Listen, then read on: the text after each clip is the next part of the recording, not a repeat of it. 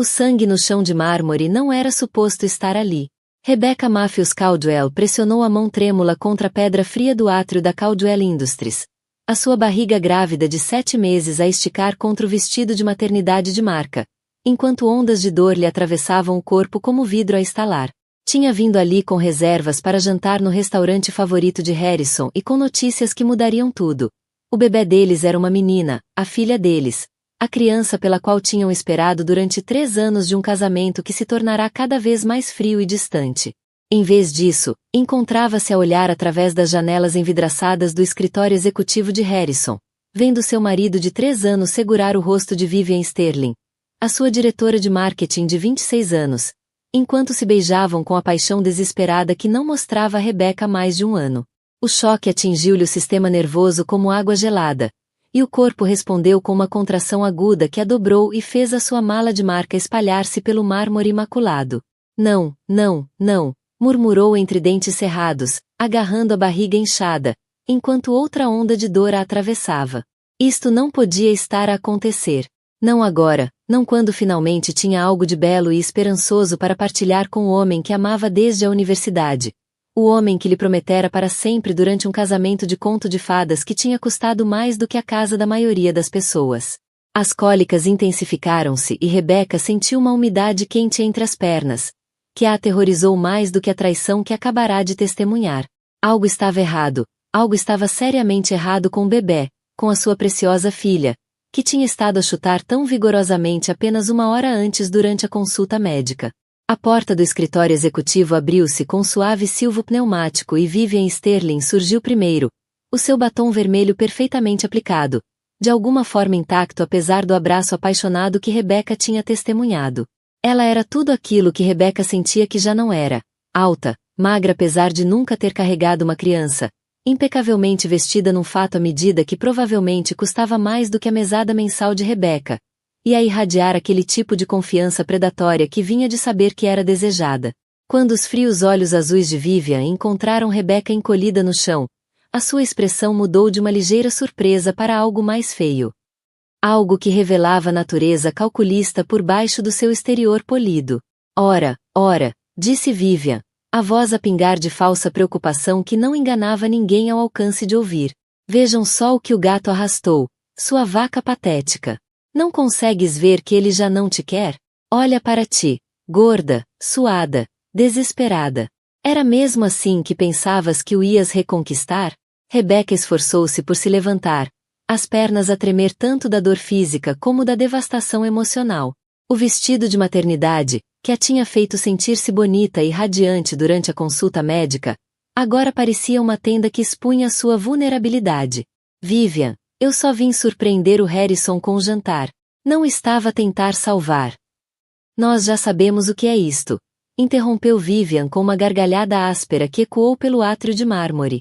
Mais uma tentativa desesperada de chamar atenção, porque não consegues lidar com o facto de o Harrison já ter superado a tua fase. Ele é um homem poderoso, com necessidades sofisticadas, e tu não passas de uma dona de casa aborrecida que engravidou para o prender. Outra contração atingiu Rebecca com tanta força que ela arfou e agarrou-se à parede mais próxima para se apoiar.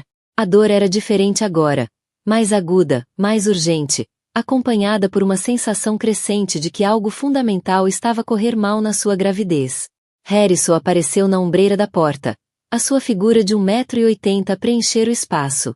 Os olhos escuros encontraram a esposa grávida a lutar no chão do átrio, e o seu rosto empalideceu com aquilo que parecia ser pânico genuíno. Por um momento, Rebecca viu um vislumbre do homem por quem se tinha apaixonado, o homem que a tinha abraçado no funeral do pai, que a tinha surpreendido com pequeno almoço na cama em terças-feiras aleatórias, que tinha chorado quando viram a primeira ecografia do bebê. Rebecca, o que estás aqui a fazer? Estás bem? Oh, Deus, estás ferida? As perguntas atropelaram-se à medida que ele corria para ela, os sapatos italianos a bater no mármore num ritmo que acompanhava as batidas aceleradas do coração de Rebecca. O pânico genuíno na voz dele podia tê-la confortado outrora, quando ainda acreditava que a preocupação dele por ela era automática e incondicional.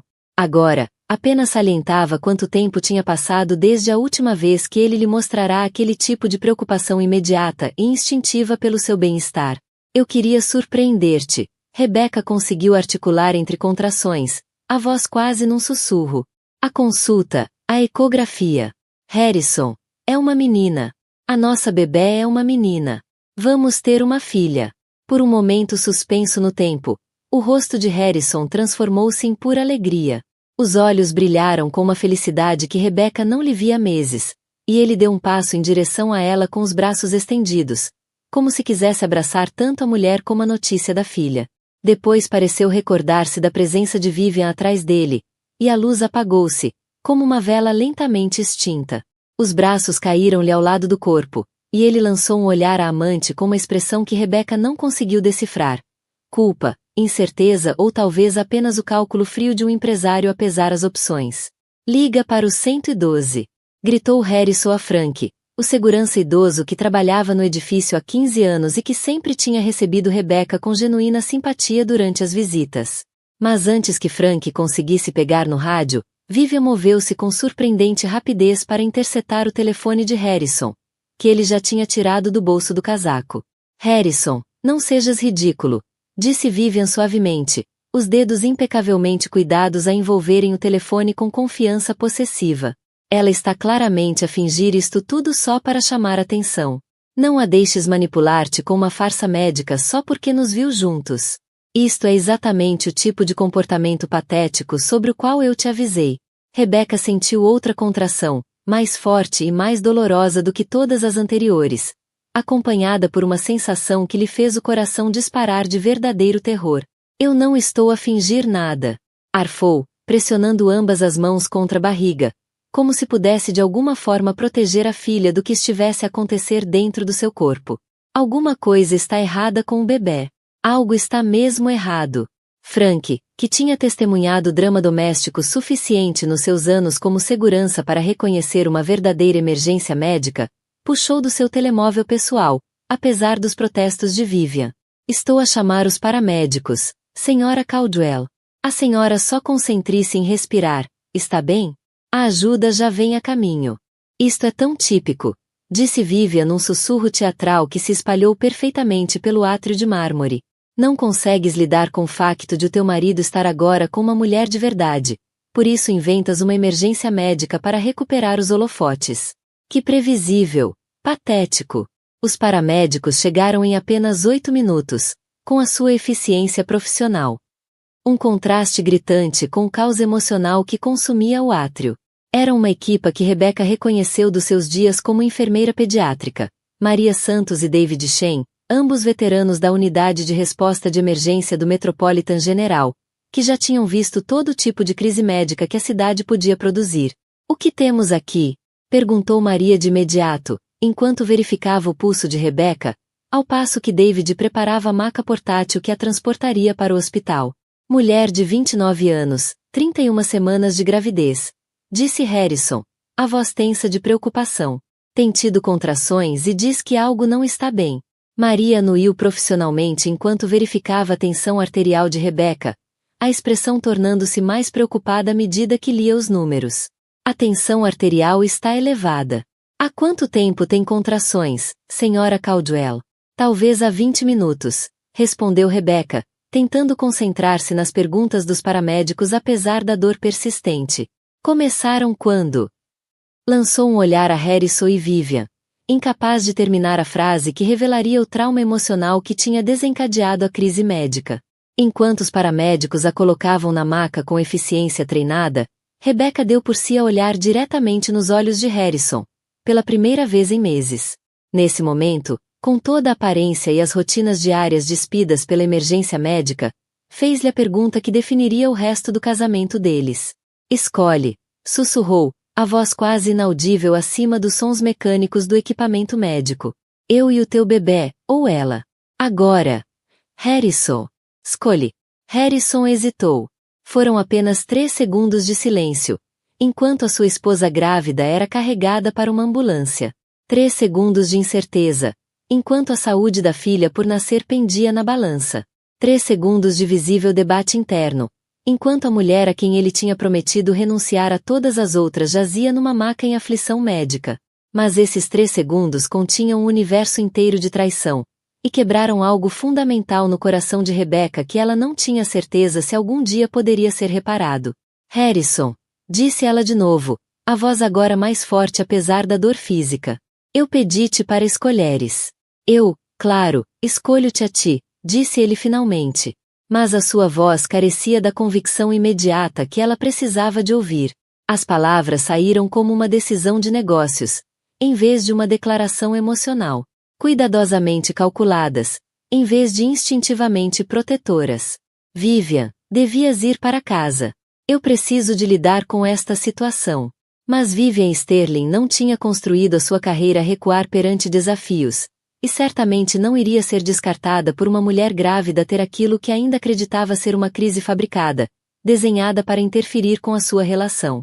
Eu vou com vocês para o hospital, anunciou, com a autoridade de alguém habituada a conseguir o que quer. Alguém racional precisa de estar lá para garantir que ela não manipula os médicos com sintomas falsos e emergências imaginárias. O paramédico que monitorizava os sinais vitais de Rebecca levantou os olhos, cada vez mais alarmado. Senhora, a sua tensão arterial está perigosamente alta e continua a subir. Precisamos de a levar para o Metropolitan General imediatamente. O estresse que está a sentir pode desencadear um parto prematuro ou outras complicações. As portas da ambulância fecharam-se com uma finalização metálica que parecia separar Rebecca da sua antiga vida para sempre. Ela ainda ouviu a voz de Vivian uma última vez, através da pequena janela. Isto é tudo apenas teatro para chamar atenção, Harrison. Não te deixes enganar por lágrimas de crocodilo e sintomas fabricados. A sirene uivava enquanto atravessavam as ruas da cidade em direção ao Metropolitan General Hospital, mas Rebecca mal a ouvia sobre o som do seu próprio coração a partir-se e da sua própria voz a murmurar orações pela segurança da filha. Colocou ambas as mãos sobre a barriga e fez uma promessa à criança que crescia dentro dela. Não importava o que acontecesse com Harrison, não importava como aquele casamento terminasse, ela iria garantir que a filha cresceria a saber que era desejada, amada e protegida. A ambulância passou por um buraco na estrada, sacudindo Rebecca de volta à crise presente, e ela percebeu que a sua antiga vida, a vida em que esperava que Harrison a escolhesse, em que competia com outras mulheres pela atenção do próprio marido, onde aceitava migalhas de afeto e chamava-lhe amor, estava a terminar, quisesse ela ou não. A filha merecia melhor do que uma mãe que implorava por lealdade que deveria ter sido dada livremente. O serviço de urgências do Metropolitan General Hospital fervilhava com o caos controlado que marcava o início de cada turno da noite.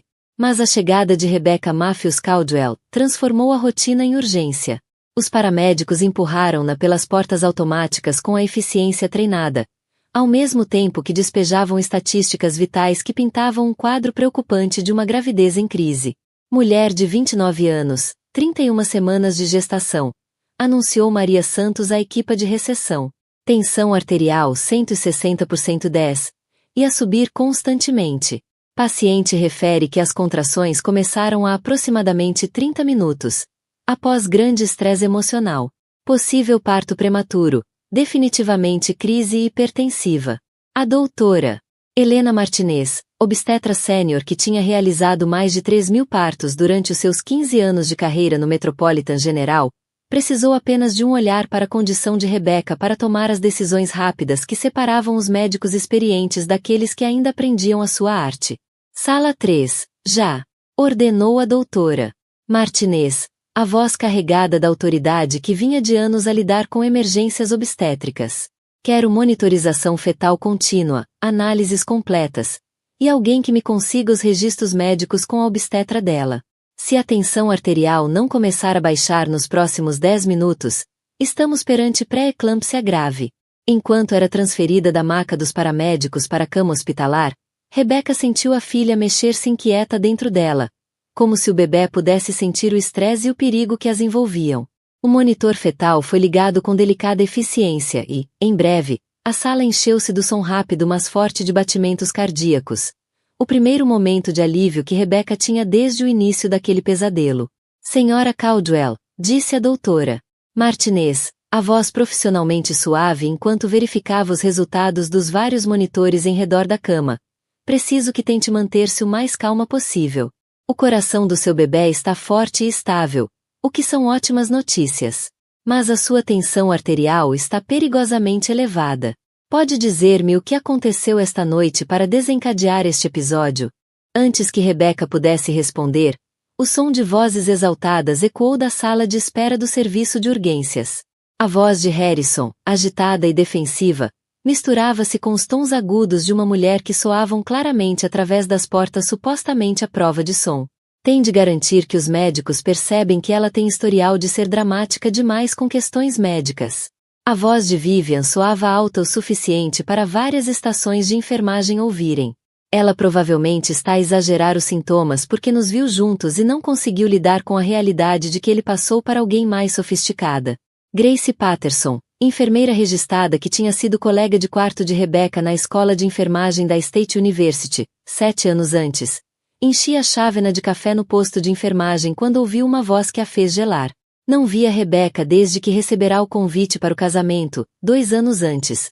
Uma cerimônia luxuosa no clube de campo, que Grace não tinha conseguido pagar para comparecer, marcando o fim de uma amizade que em tempos fora tão próxima como a irmandade. Grace largou de imediato o café e apressou-se na direção da origem da comoção. Os instintos de enfermagem e a lealdade pessoal ambos ativados ao ouvir o nome da antiga melhor amiga ser discutido de forma tão cruel num ambiente médico. Esta visita dramática ao hospital é claramente uma tática de manipulação. Continuava Vivian, aparentemente indiferente ao facto de a sua voz ecoar por todo o serviço de urgências. Ela viu Harrison a beijar-me e não conseguiu lidar com o facto de ele ter encontrado alguém que realmente aprecia o seu sucesso e sofisticação. Por isso inventou uma crise médica para recuperar as atenções. Grace chegou à sala de espera a tempo de ver Harrison a passear nervosamente de um lado para o outro, enquanto uma mulher alta, impecavelmente cuidada, dominava a recepção, falando sobre Rebecca com uma crueldade casual que fez disparar os instintos protetores profissionais e pessoais de Grace em simultâneo. Mas a sua prioridade imediata era a paciente. E a antiga amiga. Seguiu diretamente para a sala 3, onde encontrou Rebecca ligada a múltiplos monitores, enquanto a doutora Martinez revia o processo com preocupação crescente. Rebecca, disse Grace em tom suave, ao entrar no quarto. Querida, és mesmo tu? O rosto de Rebecca desfez-se em alívio ao ver um rosto genuinamente amigo. Grace, oh, meu Deus, Grace. Não acredito que estás aqui. Eu não sabia que trabalhavas no Metropolitan General. Há 2 anos já, respondeu Grace, movendo-se de imediato para o lado da amiga e tomando-lhe a mão com a intimidade fácil da velha amizade. Turno da noite no serviço de urgências. O que aconteceu esta noite, querida? E não me des a versão censurada. Conta-me o que realmente aconteceu.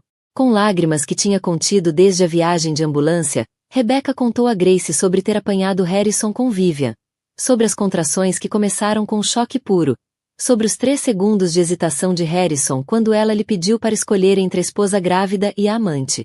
Essa bruxa ainda está lá fora, na sala de espera, disse Grace, olhando para a porta com repulsa mal disfarçada. A agir como se tivesse algum direito de estar aqui, a dar opiniões sobre a tua condição médica a quem quiser ouvir. A audácia dessa mulher é absolutamente impressionante. A doutora Martinez, que tinha estado a ouvir em silêncio enquanto analisava os resultados de Rebecca, avançou com autoridade suave que a tornava uma das médicas mais respeitadas do hospital. Rebecca, a sua tensão arterial está a estabilizar um pouco, mas está definitivamente a desenvolver pré-eclâmpsia, disse com cuidado. A boa notícia é que detetamos cedo, e a sua filha parece estar a lidar bem com o estresse. Mas preciso que fique em repouso absoluto pelo resto da gravidez. Qualquer estresse adicional poderia desencadear um parto prematuro ou complicações mais graves. Quão cedo estamos a falar? Perguntou Rebecca, colocando ambas as mãos de forma protetora sobre a barriga. 31 semanas. Respondeu a doutora Martinez. Se nascesse hoje, teria excelentes hipóteses de sobrevivência com cuidados adequados na UCI neonatal. Mas cada semana que ficar dentro de si torna-a mais forte. Queremos levá-la pelo menos até as 37 semanas, se possível. Entretanto, o Dr. Thomas Matthews fazia suas rondas noturnas pelo serviço de urgência, verificando os casos que tinham dado entrada durante a mudança de turno e garantindo a continuidade de cuidados para os doentes que ficariam internados durante a noite.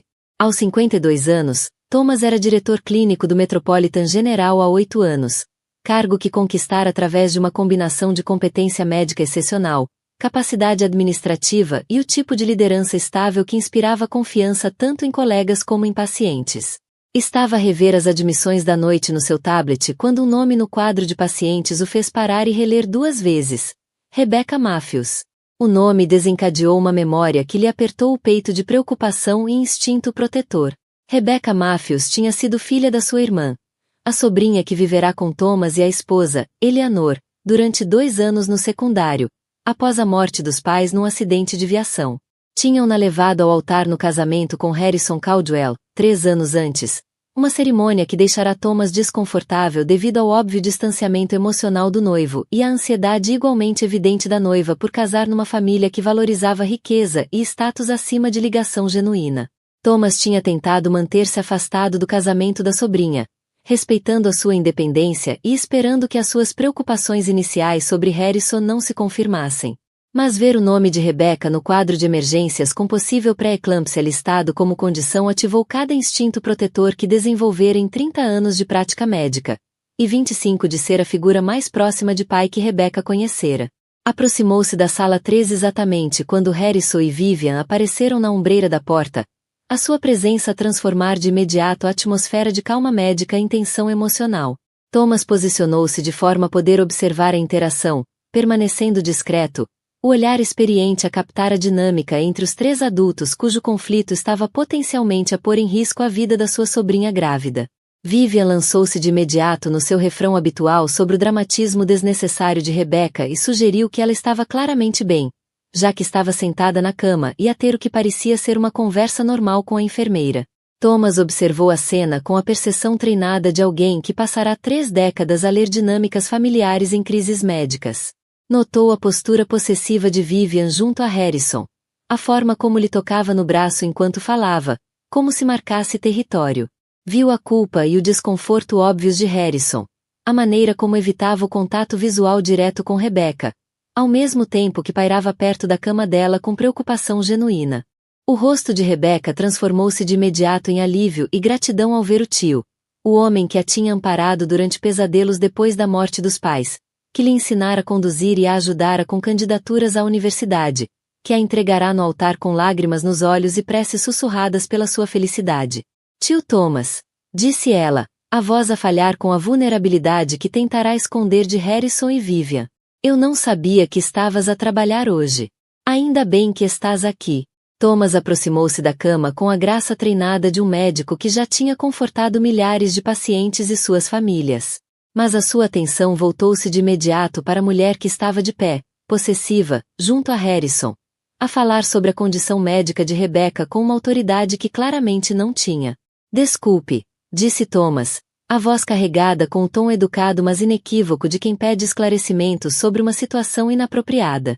Quem é esta senhora e por que está a discutir a condição médica da minha paciente? A pergunta pairou no ar como um desafio, alterando de imediato a dinâmica de poder no quarto. Harrison, reconhecendo que estava prestes a enfrentar o julgamento de um homem cuja opinião era importante para Rebecca, avançou com os instintos de empresário ativados, mas com a confiança visivelmente abalada. Dr. Matthews, está é Vivian Sterling, a minha diretora de marketing, disse Harrison, as palavras a soarem mais defensivas do que provavelmente pretendia. Ela estava comigo quando a Rebecca teve o episódio no meu escritório esta noite. Episódio, repetiu Thomas, a voz a assumir o tom perigosamente calmo que os seus colegas médicos sabiam significar que estava a lutar para controlar a raiva. E achou apropriado trazer a sua diretora de marketing à visita hospitalar da sua esposa grávida. O silêncio que se seguiu à pergunta de Thomas prolongou-se durante vários batimentos, apenas preenchido pelos sons mecânicos dos monitores médicos e pelo movimento distante do serviço de urgências para lá das paredes.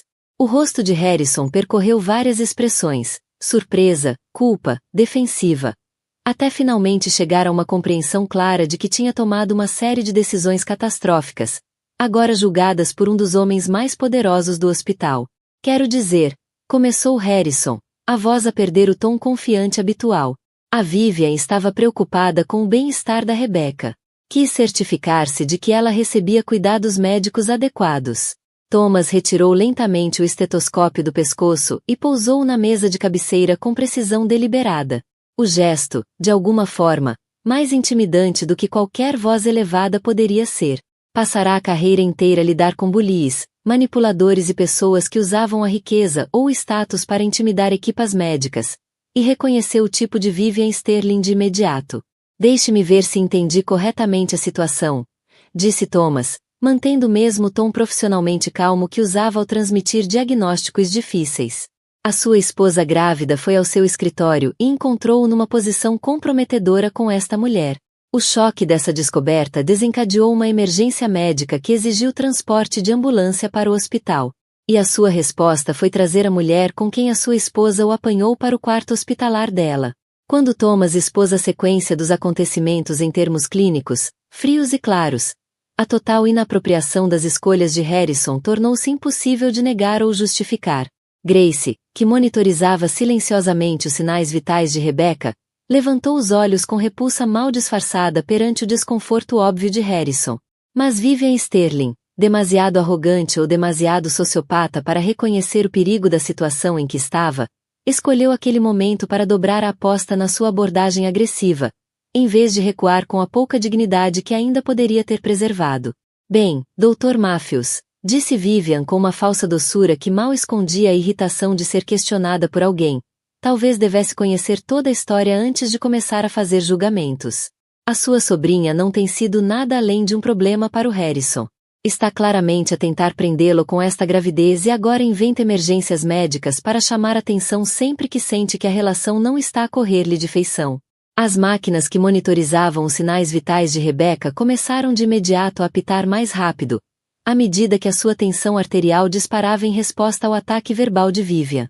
Thomas percebeu a alteração no mesmo instante, o treino médico a sobrepor-se aos sentimentos pessoais, ao reconhecer que a paciente estava a sofrer verdadeiro estresse físico causado pela presença daquela mulher. Grace, disse Thomas calmamente, sem desviar os olhos de Vivian. Pode, por favor, ajustar a posição da Sra. Caldwell e verificar o soro? A tensão arterial dela está a responder a fatores de estresse na sala. Grace moveu-se de imediato, a sua formação de enfermagem tornando-a especialista em reconhecer e reagir ao sofrimento dos pacientes. Enquanto ajustava a cama de Rebecca e verificava a linha de soro, colocou-se entre Rebecca e Vivian num gesto protetor subtil, mas inconfundível. Senhora, disse Grace com firmeza, dirigindo-se a Vivian diretamente pela primeira vez. A sua voz está elevada e está a causar sofrimento médico à minha paciente. Preciso que baixe a voz e se afaste da cama. Mas Vivian estava demasiado empenhada no ataque para reconhecer os avisos profissionais que lhe estavam a ser dados. Na sua experiência, intimidação e manipulação sempre tinham funcionado eventualmente, e ela não estava preparada para recuar perante o que via como um desafio à sua autoridade sobre a situação. Sofrimento médico. Riu Vivian, o som agudo e feio a encher o espaço confinado do quarto hospitalar. Olhem para ela, está sentada, a falar. Está obviamente bem. Isto é tudo teatro, desenhado para manipular o Harrison a sentir-se culpado por finalmente ter encontrado alguém que aprecia o homem incrível que ele é. Thomas tinha passado décadas a aprender a controlar o temperamento em situações de crise, desenvolvendo o tipo de calma profissional que lhe permitia tomar decisões de vida ou morte sob pressão extrema. Mas algo na indiferença fria daquela mulher pelo bem-estar da sua sobrinha grávida, combinado com prazer óbvio que retirava em causar dor emocional a uma paciente vulnerável, levou além da tolerância habitual para familiares difíceis. Senhora Sterling, disse Thomas, e a sua voz carregava todo o peso de 30 anos de autoridade médica e poder administrativo. Completamente apanhada de surpresa pelo ataque físico inesperado, Grace caiu contra a cama de Rebecca com tanta força que toda a estrutura se moveu. O movimento brusco fez Rebecca deslizar de lado, enquanto instintivamente tentava proteger a barriga grávida, e o suporte de soro tombou com um estrondo metálico que chamou imediatamente a equipa médica de todo o serviço de urgências. Mas Vivian Sterling não tinha terminado de demonstrar a profundidade da sua crueldade e a extensão da sua disposição para magoar uma mulher grávida para fazer valer o seu ponto. Enquanto Rebecca lutava para se recompor, claramente desorientada e assustada pelo caos físico súbito que explodira ao redor da sua cama hospitalar, Vivian não viu uma paciente vulnerável em sofrimento médico. Viu uma oportunidade de enviar uma mensagem que estabeleceria sua dominância de uma vez por todas. Deixa de ser tão dramática, gritou Vivian, a voz carregada de uma raiva que revelava anos de inveja e ressentimento reprimidos. E então, com intenção deliberada e inconfundível, desferiu um pontapé forte na canela de Rebecca, justamente quando esta tentava levantar-se. Rebecca caiu com violência de lado, no chão do quarto, soltando um grito de dor quando o impacto reverberou pela sua barriga grávida. O monitor fetal começou a apitar estridentemente quando o batimento cardíaco da filha se tornou errático em resposta ao trauma e ao estresse. Thomas Matthews tinha testemunhado muitas coisas chocantes ao longo dos seus 30 anos de carreira médica, mas ver alguém agredir deliberadamente a sua sobrinha grávida num quarto de hospital desencadeou algo que ia muito além da sua formação profissional. Ativou os instintos protetores mais primitivos que possuía. Segurança! Bradou Thomas, a voz a ressoar por todo o serviço de urgências com a autoridade de alguém habituado a ser obedecido. Imediatamente, segurança na sala 3, já. Harrison, finalmente a compreender o que estava a testemunhar, agarrou o braço de Vivian com força suficiente para deixar marcas. Mas que raio se passa contigo? Estás completamente louca? Mas mesmo enquanto era fisicamente contida pelo homem que dizia amar, Vivian não terminou seu ataque. Quando os seguranças apareceram à porta e a doutora Martinez entrou apressada com a equipa médica, Vivian inclinou-se sobre Rebecca, que tentava voltar a subir para a cama, protegendo a barriga, e lançou seu último ataque verbal, com a precisão cruel de quem sabia exatamente como infligir o máximo de dano psicológico. Tu nunca serás suficiente para ele, disse Vivian com clareza cruel, a voz a erguer-se acima do caos médico. Ele vai ao meu apartamento todas as noites porque olhar para ti o enoja. Tu és patética e desesperada, e depois desta noite, todos saberão. Rebecca começou a sangrar. A combinação de trauma físico da queda e de extremo estresse emocional tinha desencadeado exatamente a complicação que a doutora Martinez tentará evitar. De repente, a sala explodiu na urgência controlada que marcava uma verdadeira emergência obstétrica. Possível descolamento de placenta. Gritou a doutora Martinez, enquanto a equipa médica erguia Rebecca de volta para a cama com eficiência treinada. Preciso dela em bloco 2 imediatamente. Chamem a anestesia e a equipa da neonatologia para estarem prontos caso tenhamos de fazer o parto hoje à noite. Enquanto Rebecca era empurrada em direção ao bloco operatório, conseguiu agarrar a mão de Thomas com uma força surpreendente, os olhos arregalados pelo terror de uma mãe que podia estar prestes a perder o filho. Não deixes que atirem de mim, tio Thomas. Sussurrou, a voz quase inaudível acima do barulho dos equipamentos e do pessoal em movimento. Por favor, não deixes que nada lhe aconteça. Thomas apertou-lhe a mão e fez o tipo de promessa que os médicos não deviam fazer, mas que às vezes faziam, quando era família. Não vou deixar que nada aconteça nem a ti, nem a ela, querida. Prometo. Depois virou-se para o chefe de segurança, com a calma mortal que os colegas reconheciam como Thomas Matthews no seu estado mais perigoso. Quero essa mulher presa por agressão a uma paciente grávida, disse ele, a voz carregada com o peso do seu cargo de diretor clínico e a autoridade de testemunha de tudo o que acabará de acontecer. Vi todo o incidente e vou testemunhar cada detalhe do que ela fez à minha sobrinha. Enquanto Vivian Sterling era algemada pela segurança do hospital, continuava a gritar as suas justificações e ameaças, aparentemente incapaz de compreender que as suas ações tinham ultrapassado limites que riqueza e ligações não podiam apagar. Não podem prender-me. Guinchava, a debater-se contra as contenções, como se a sua indignação fosse suficiente para reverter as consequências das suas escolhas. Eu sou a Vivian Sterling. O meu pai é dono de 3 hospitais. Isto é tudo um mal-entendido. Thomas fitou-a diretamente nos olhos, com a calma certeira de alguém que tinha passado a carreira a lutar por pacientes que não podiam lutar por si mesmos. O seu pai não é dono deste hospital, disse ele simplesmente. E aqui, neste hospital, agredir pacientes grávidas tem consequências. O bloco operatório tinha sido preparado com a urgência controlada que distingue as verdadeiras emergências médicas dos procedimentos de rotina. Rebecca estava deitada na mesa cirúrgica, rodeada pelo suave bip dos monitores e pela eficiência silenciosa da equipa da doutora Martinez, que trabalhava para avaliar os danos resultantes do que já estava oficialmente documentado como uma agressão criminosa a uma paciente grávida. Thomas fez a asepsia e entrou no bloco, apesar de não ser o médico responsável pelo caso. A sua presença ali era incomum e, ao mesmo tempo, totalmente compreensível dadas as circunstâncias. A doutora Martinez, que trabalhava com Thomas há 8 anos e respeitava tanto seu julgamento clínico como a sua autoridade administrativa, acolheu a sua participação sem questionar. Esta é a minha família, disse Thomas simplesmente, quando a doutora Martinez ergueu uma sobrancelha pela sua presença. E ela anuiu em total compreensão. Em situações como aquela, as ligações pessoais muitas vezes despertavam o melhor das equipas médicas, criando um nível de dedicação e cuidado que ia além da obrigação profissional. A máquina de ecografia foi posicionada, e Rebecca prendeu a respiração enquanto o técnico passava a sonda sobre a sua barriga, à procura do som reconfortante do batimento cardíaco da filha. O silêncio prolongou-se por aquilo que pareceu horas, mas que terá sido apenas 15 ou 20 segundos, durante os quais a mente de Rebecca percorreu todos os piores cenários que aprenderá na sua formação de enfermagem. Ali, disse a doutora Martinez, com alívio audível, apontando para o monitor onde um batimento cardíaco forte e estável pulsava em ritmo perfeito. Batimento lindo. Frequência normal. A posição do bebê está boa, sem sinais de sofrimento. Rebecca, acho que conseguimos apanhar a situação antes que evoluísse para complicações sérias.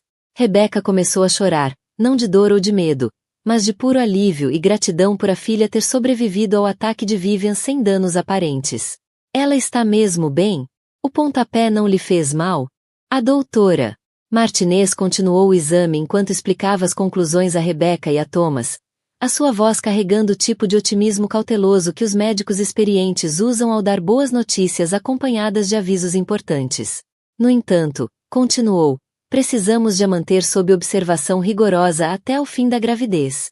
O que aconteceu esta noite, tanto a agressão física como o trauma emocional extremo, poderia ter desencadeado parto prematuro ou outras complicações. Qualquer novo incidente como este poderia pôr em risco tanto a senhora como a sua filha. Entretanto, na sala de espera do serviço de urgência, Harrison andava em círculos apertados, enquanto Vivian estava sentada numa cadeira, com as mãos algemadas atrás das costas, ainda a clamar inocência apesar do facto de 6 profissionais de saúde, 2 seguranças e o diretor clínico terem testemunhado a agressão a uma mulher grávida em ambiente hospitalar. O serviço de urgência tinha se transformado em algo semelhante a uma cena de crime, com polícias a recolher depoimentos de testemunhas e a segurança do hospital a preservar as gravações em vídeo da agressão. A detetive Maria Santos, especialista em casos de violência doméstica e chamada especificamente pela natureza do incidente, estava a documentar tudo com o rigor de quem tinha anos de experiência a construir processos contra pessoas que magoavam vítimas vulneráveis. Isto é absolutamente ridículo. Continuava Vivian a vociferar para qualquer um que a ouvisse, aparentemente incapaz de perceber que as suas alegações de inocência estavam a ser destruídas por provas esmagadoras. Ela caiu sozinha. Todos viram que ela caiu. Isto é só uma armadilha para me fazer parecer mal. Mas as câmaras de segurança contavam uma história totalmente diferente, e Thomas já tinha ordenado que todas as imagens da noite fossem preservadas como prova legal.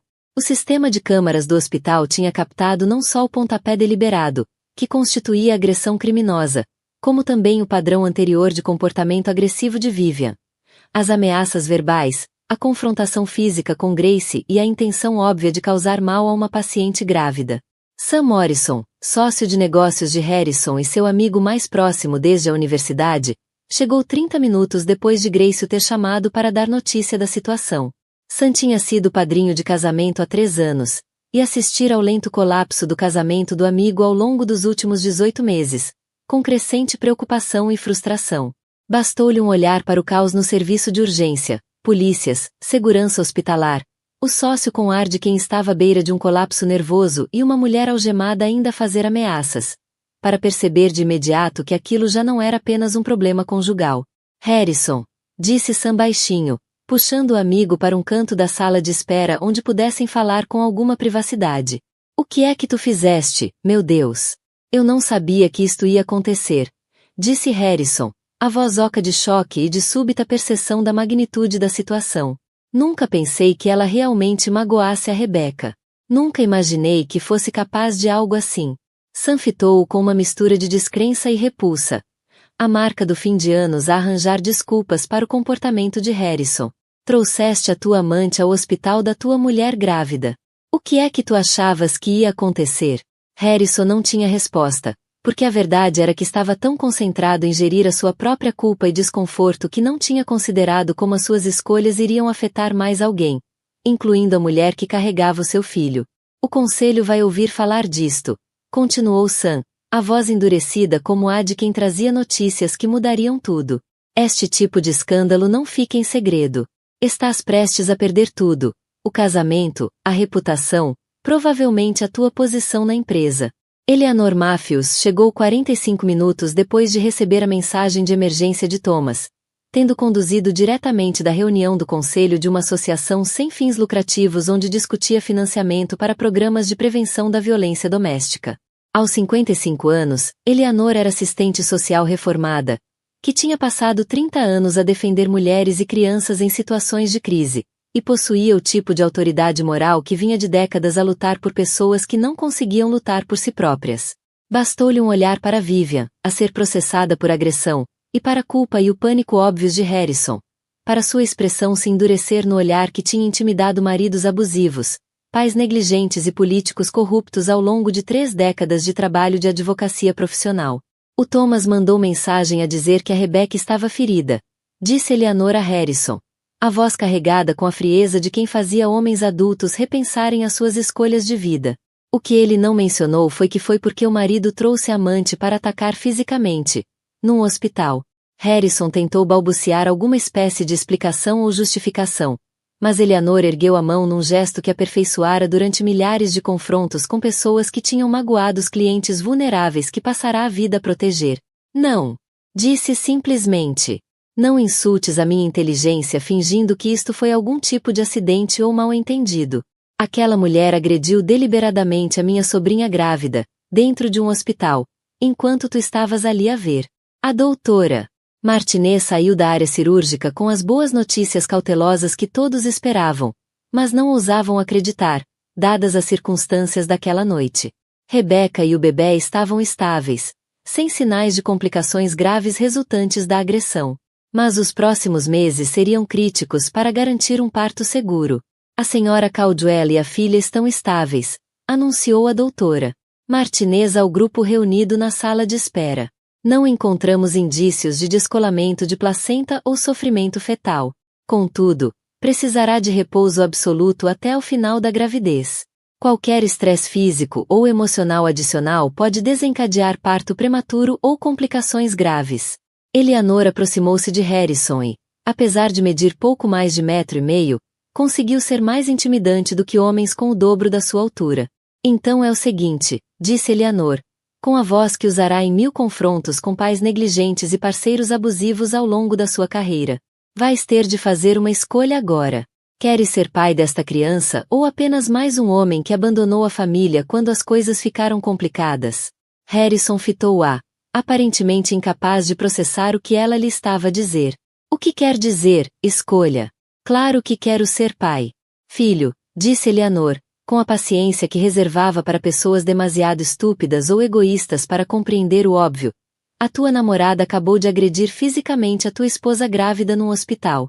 Se pensas que algum juiz de família neste estado te vai conceder acesso não supervisionado a uma criança depois deste incidente, estás ainda mais iludido do que pareces. O peso das palavras de Eleanor atingiu Harrison como um murro físico, à medida que começava a compreender que aquilo não era apenas um problema conjugal, nem sequer apenas um caso criminal. Tratava-se do seu direito fundamental de estar presente na vida da filha.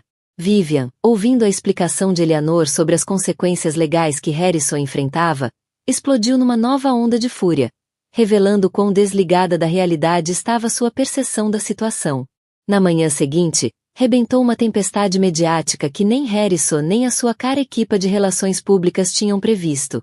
A história da amante de um bilionário a agredir a esposa grávida num hospital capturara a atenção pública de uma forma que transcendia a típica curiosidade das páginas sociais.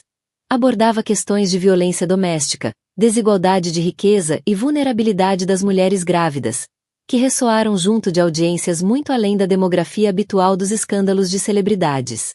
Amante de bilionário acusada de agressão hospitalar à esposa grávida lia-se na manchete da edição da manhã do maior jornal da cidade, acompanhada de uma fotografia de Vivian a ser levada algemada, e de uma imagem mais pequena de Rebecca a ser transportada na ambulância. A história pintava uma narrativa clara de uma mulher mimada, cuja inveja levará a atacar uma paciente grávida indefesa em ambiente hospitalar. O negócio de Harrison sentiu impacto antes mesmo da abertura dos mercados. 3 grandes clientes ligaram antes das 8 da manhã para adiar os projetos de desenvolvimento até que o escândalo fosse resolvido. O conselho de administração agendou uma reunião de emergência para essa tarde, para discutir o futuro de Harrison na empresa que ele tinha transformado, a partir do modesto negócio de construção do pai, num império imobiliário avaliado em milhares de milhões. Mas Harrison estava a descobrir que os problemas de negócios eram o menor das suas preocupações.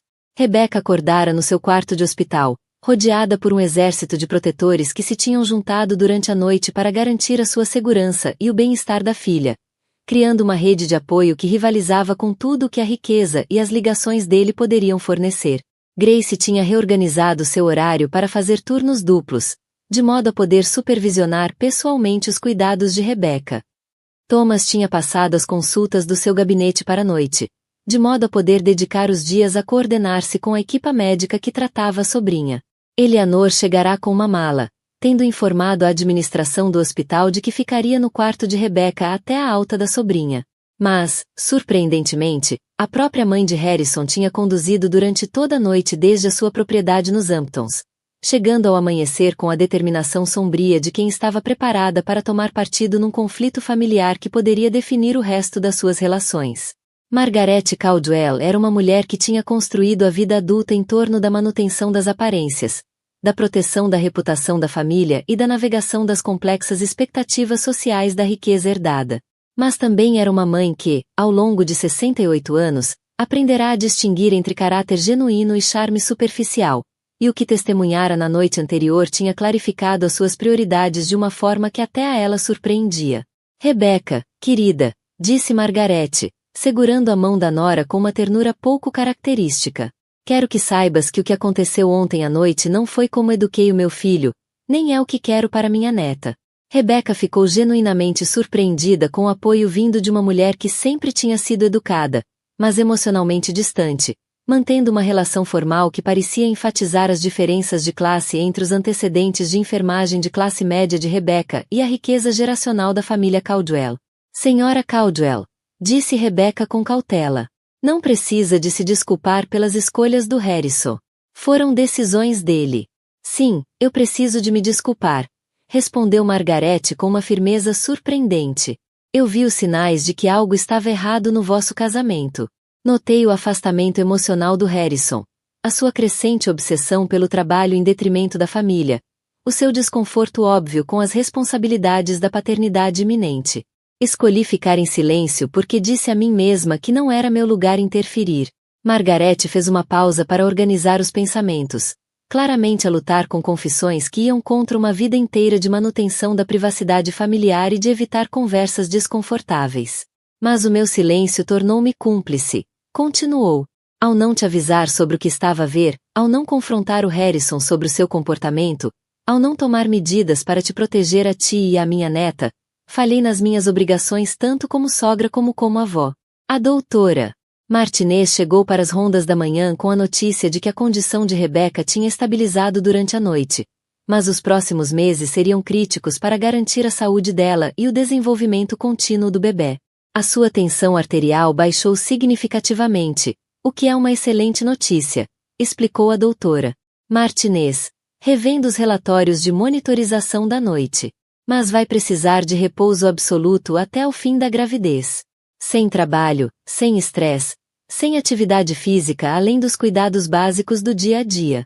Qualquer desvio deste regime pode desencadear as complicações que conseguimos evitar ontem à noite. Jessica Reynolds, assistente social do hospital especializada em casos de violência doméstica, Chegou para documentar tudo para a proteção de Rebecca e para ligar a recursos legais que garantiriam que os seus direitos seriam protegidos durante o processo criminal contra Vivian. Rebecca, disse Jéssica suavemente, sentando-se ao lado da cama com o profissionalismo calmo de quem já ajudara muitas mulheres a atravessar crises. Quero garantir que compreende que tem opções e recursos disponíveis. O que aconteceu ontem à noite não foi culpa sua e não tem de enfrentar as consequências sozinha. Jéssica explicou o processo legal que se seguiria às acusações contra Vivian, os serviços de proteção disponíveis para mulheres grávidas em situações de violência doméstica e os recursos de direito de família que ajudariam Rebecca a navegar potenciais questões de custódia, caso o casamento terminasse.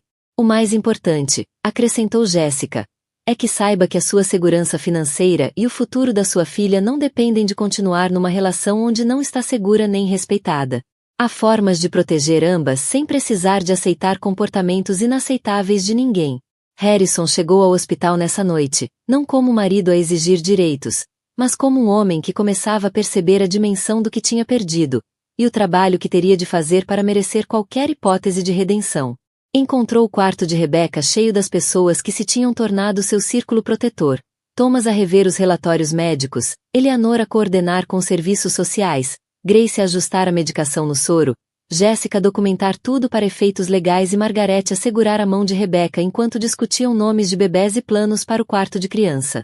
A formação em torno da cama de Rebecca deixava claro que Harrison estava ali por convite, não por direito, e que a sua presença estava a ser avaliada, em vez de automaticamente acolhida.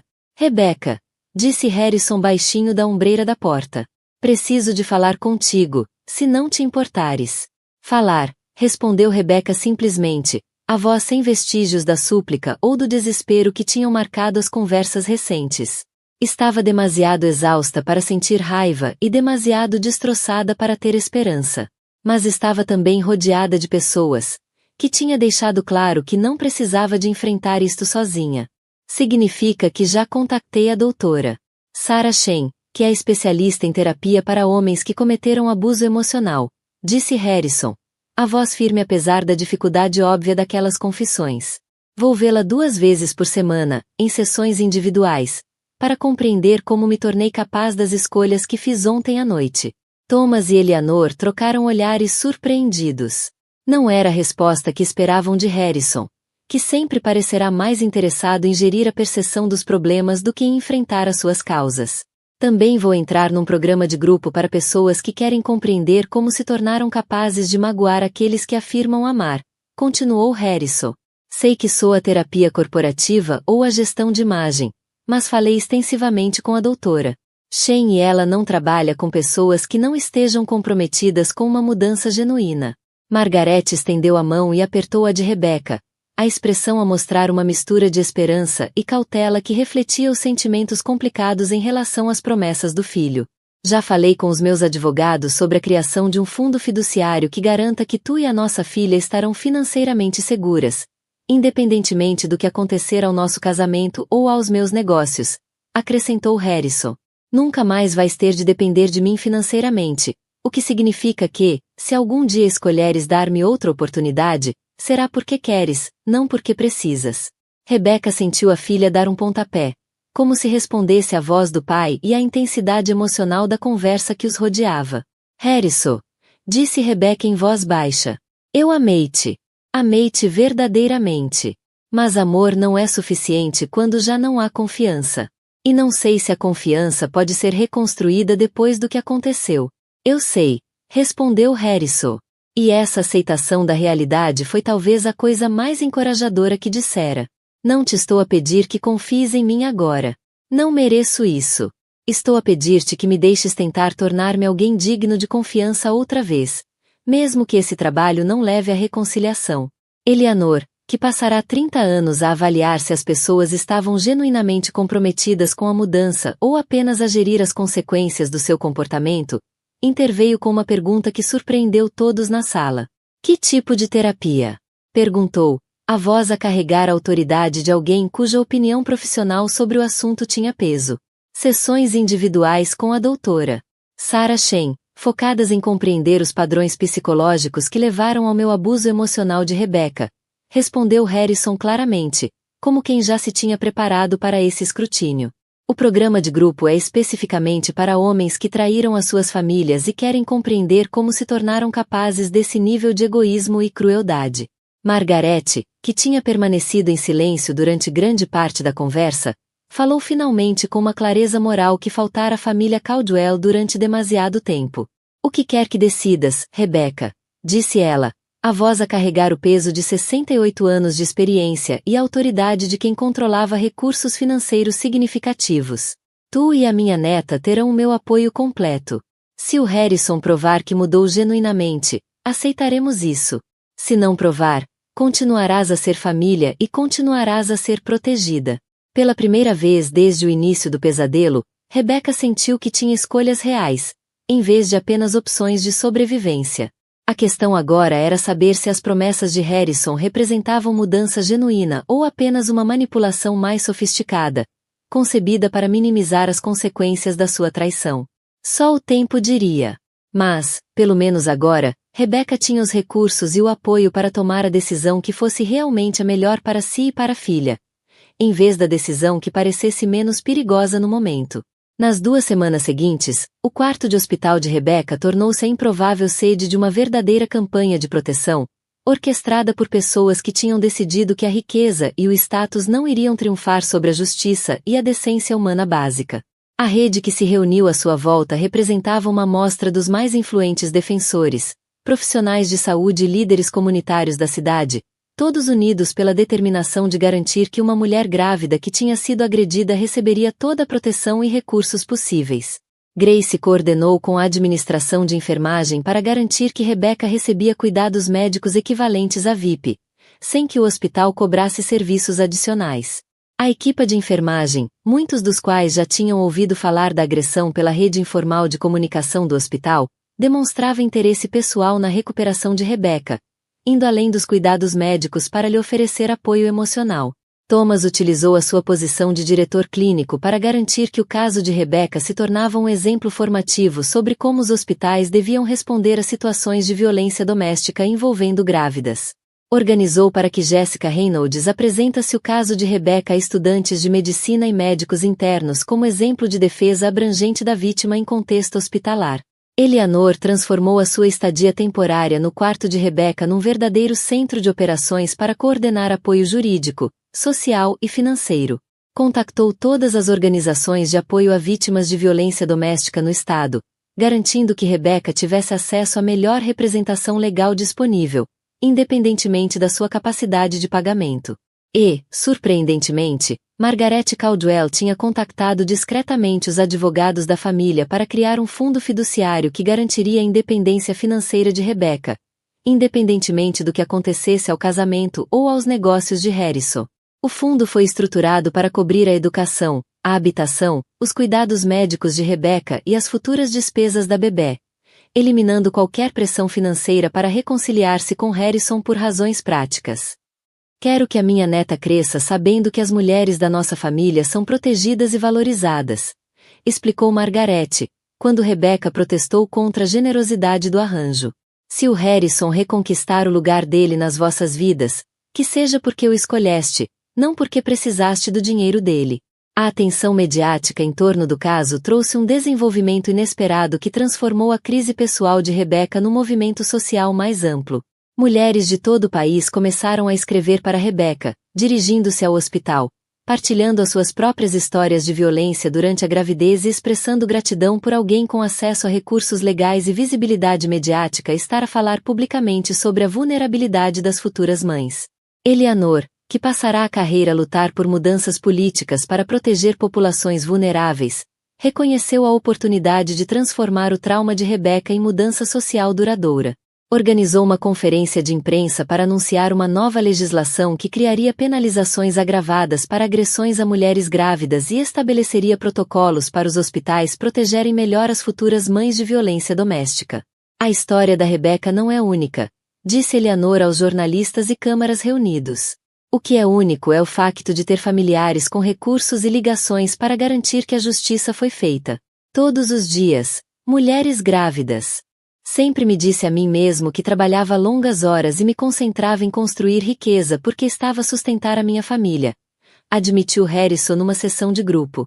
Mas a verdade é que usei o trabalho como desculpa para evitar a intimidade emocional que o casamento exigia. Quando a Rebecca precisava que eu estivesse presente e envolvido, eu escolhi estar em qualquer outro lugar. A doutora Shen ajudou a perceber que o seu caso com Vivian não tinha sido sobre atração ou paixão, mas sobre poder e controlo. Vivian fazia-o sentir-se bem-sucedido e importante, sem exigir a vulnerabilidade e a ligação genuína que Rebecca pedirá ao longo do casamento. A Vivian nunca me desafiou a ser uma pessoa melhor, reconheceu Harrison noutra sessão. Apenas me dizia que eu já era perfeito. A Rebecca desafiava-me a crescer, a ser emocionalmente disponível, a assumir responsabilidade pelo meu comportamento. Eu escolhi a relação que me exigia menos. Rebecca, ainda confinada ao repouso absoluto mas já sem perigo médico imediato, aproveitou o tempo para prosseguir cursos online de mestrado em administração de saúde, com especialização em defesa do paciente. Tinha descoberto a sua vocação: ajudar outras mulheres a navegar os sistemas médicos e legais em situações de crise. Quero garantir que outras mulheres na minha situação têm alguém que compreende o que estão a viver, disse a Thomas numa das suas visitas diárias. Quero ser a pessoa de que precisei quando isto me aconteceu. Thomas viu a sobrinha transformar o trauma em propósito e reconheceu nela a força capaz de mudar sistemas e salvar vidas. Já estás a ajudar pessoas só por falares publicamente sobre o que aconteceu, disse-lhe. São as mulheres que te escreveram, a legislação que a Eleanor está a impulsionar, as mudanças na forma como tratamos casos de violência doméstica no hospital. Já estás a fazer a diferença. Margaret tornará-se uma presença regular no quarto de Rebecca, trazendo frequentemente livros, revistas e roupas de bebê que comprava em aparentes expedições terapêuticas de compras. Durante uma dessas visitas, fez uma confissão que surpreendeu todos. Eu sabia que o Harrison estava a ter um caso, disse Margaret baixinho, a voz carregada de arrependimento e autoacusação. Vi os sinais, as noites tardias que não se explicavam com trabalho, o afastamento emocional de ti, a forma como parecia evitar as responsabilidades de pai prestes a nascer. Mas escolhi não interferir porque disse a mim mesma que não era da minha conta. Rebecca ficou genuinamente chocada com a revelação. Senhora Caldwell, mesmo que tivesse dito alguma coisa, não acho que teria impedido o que a Vivian fez. Talvez não, admitiu Margaret. Mas podia ter te avisado. Podia ter te preparado para o que poderia acontecer. Podia ter me assegurado de que sabias que tinhas apoio e opções antes de te encontrares numa situação de crise, disse Margaret, a voz carregada de arrependimento. Em vez disso, protegi a reputação do meu filho à custa da tua segurança, e vou arrepender-me dessa escolha para o resto da minha vida. Entretanto, Vivian Sterling estava a aprender que a prisão era um ambiente muito diferente do mundo privilegiado onde a riqueza e as ligações da família sempre a tinham protegido das consequências do seu comportamento. A sua companheira de cela era uma mulher chamada Carmen Rodrigues, que tinha sido presa por se defender de um namorado abusivo e aguardava julgamento para determinar se o seu ato de legítima defesa seria reconhecido pelo sistema judicial. Então tu és a menina rica que bateu numa grávida, disse Carmen com óbvio desprezo, depois de ouvir o caso de Vivian através das notícias que chegavam até as televisões limitadas da prisão. Vai ser muito popular aqui dentro quando souberem o que fizeste. Vivian tentou manter a sua superioridade e sentimento de direito, aparentemente incapaz de compreender como as suas circunstâncias tinham mudado de forma irreversível. Eu não bati em ninguém, disse defensivamente. Ela estava a fingir tudo para chamar atenção. Mal lhe toquei. Carmen, que tinha sobrevivido a anos de violência doméstica antes de finalmente se defender do agressor, riu amargamente perante a versão conveniente de Vivian. Querida, já ouvi essa história de todos os agressores aqui dentro. Todos pensam que são as verdadeiras vítimas. Até o juiz os condenar. Mas pontapear uma grávida num hospital? Até os piores daqui acham isso baixo. Libertada sob fiança graças às ligações políticas do pai e à sua cara equipa legal, Vivian cometeu o que seria o seu segundo erro crucial, que acrescentaria acusações graves aos seus já substanciais problemas legais. Convencida de que poderia desacreditar Rebecca e, de alguma forma, inverter as consequências da sua agressão, abordou Maria Santos, funcionária de limpeza no hospital, que trabalhava no bloco de maternidade. Maria era mãe solteira, e o seu filho de 8 anos tinha sido tratado por Thomas Matthews 5 anos antes, quando sofrerá um ataque de asma quase fatal. Thomas não só salvara a vida do rapaz, como também ajudara Maria a lidar com os complexos problemas de seguros e faturas que ameaçavam arruinar a família. Para Maria, o Dr. Matthews e o Metropolitan General Hospital eram a razão pela qual o filho ainda estava vivo. Quando Vivian se aproximou com uma oferta de $5.000 em dinheiro para esconder um pequeno saco de cocaína no quarto de Rebecca, Maria percebeu imediatamente que estava a ser convidada a participar num esquema destinado a destruir a reputação e credibilidade legal da mulher grávida que tinha sido agredida. "Quer que eu plante drogas no quarto da senhora que foi agredida?" perguntou Maria, certificando-se de que entendia bem o que estava a ser proposto. "Não é nada disso", disse Vivian com a confiança casual de uma vida inteira de manipulação bem-sucedida. "Ela não é realmente uma vítima. Tem mentido sobre tudo. Isto só ajudaria a verdade a vir ao de cima. Pensa bem, $5.000 por 5 minutos de trabalho." Maria olhou para aquela mulher que já tinha demonstrado estar disposta a agredir pacientes grávidas e percebeu que agora estava a testemunhar uma tentativa de incriminar alguém por posse de drogas para escapar à responsabilidade de um crime violento. "Preciso de pensar nisso", disse Maria, fingindo considerar a oferta, enquanto, na realidade, planeava denunciá-la imediatamente. Dentro de 1 hora após a saída de Vivian, Maria tinha contactado tanto a administração do hospital como a detetive Santos, com um relato detalhado da tentativa de suborno. A conversa tinha sido gravada no telemóvel de Maria, fornecendo provas claras da tentativa de Vivian de fabricar evidências contra Rebecca. A detetive Santos chegou ao hospital 2 horas depois de receber o relatório, trazendo consigo um dispositivo de gravação e um plano para documentar o comportamento criminoso de Vivian, caso tentasse dar seguimento ao esquema. "A senhora Sterling acabou de tornar este caso muito simples para o procurador", disse a detetive Santos a Thomas, depois de rever o depoimento de Maria e a gravação da tentativa de suborno. "Tentar plantar drogas numa grávida, num hospital, para desacreditar o seu testemunho num caso de agressão, vai acrescentar acusações de manipulação de testemunhas, obstrução à justiça e corrupção ativa às que já enfrenta." O pai de Vivian, Charles Sterling, tinha reunido a equipa de advogados mais cara que o dinheiro podia comprar, liderada por Marcus Webb, um defensor conhecido pela sua capacidade de tirar clientes ricos de encrencas sérias, e pela sua disposição para usar qualquer tática, por mais antiética que fosse, para garantir vitória aos seus clientes. Mas enfrentavam uma montanha de provas que crescia a cada dia. Imagens de segurança de vários ângulos mostravam a agressão deliberada de Vivian a Rebecca. Registros médicos documentavam as lesões e o trauma. Depoimentos de 6 funcionários do hospital corroboravam todos os detalhes do ataque. E agora, graças à arrogância de Vivian, havia também acusações de suborno, apoiadas por conversas gravadas e testemunhas adicionais. A procuradora Janette Morrison tinha construído a carreira em casos de violência contra mulheres e crianças e reconhecia que o caso de Rebecca oferecia uma oportunidade para estabelecer precedentes legais que protegeriam outras vítimas vulneráveis. Abordou o processo com a preparação meticulosa que a tornará uma das procuradoras mais respeitadas do Estado. "Meritíssimo", disse Morrison na audiência preliminar. "Arguida não agrediu apenas a senhora Caldwell uma vez. As provas mostram um padrão de comportamento agressivo e crescente que culminou na agressão deliberada a uma paciente grávida dentro de um hospital, seguido de tentativas de destruir a credibilidade da vítima através da manipulação de provas." Morrison exibiu as imagens de segurança que mostravam a progressão de Vivian, dos abusos verbais à confrontação física com Grace, até o pontapé deliberado que fez Rebecca cair no chão. Depois, apresentou as provas gravadas da tentativa de Vivian de subornar uma funcionária do hospital para plantar drogas no quarto de Rebecca. "Isto não foi um acesso emocional ou um momento de má decisão", continuou Morrison. "Foi violência calculada, seguida de tentativas igualmente calculadas de escapar à responsabilidade através da intimidação de testemunhas e manipulação de provas." Marcus Webb tentou argumentar que a sua cliente era a verdadeira vítima, manipulada pela situação familiar de Harrison e esmagada por circunstâncias além do seu controlo.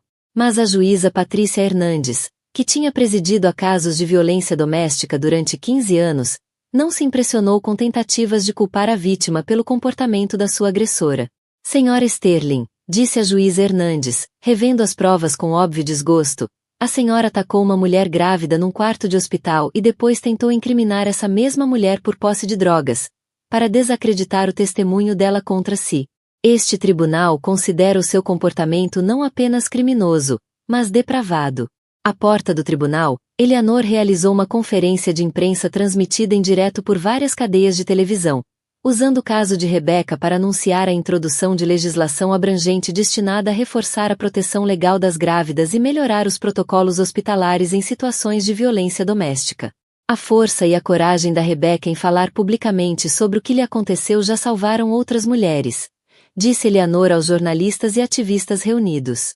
Recebemos relatos de 3 mulheres grávidas que procuraram ajuda em organizações de apoio a vítimas de violência doméstica depois de verem a história da Rebecca.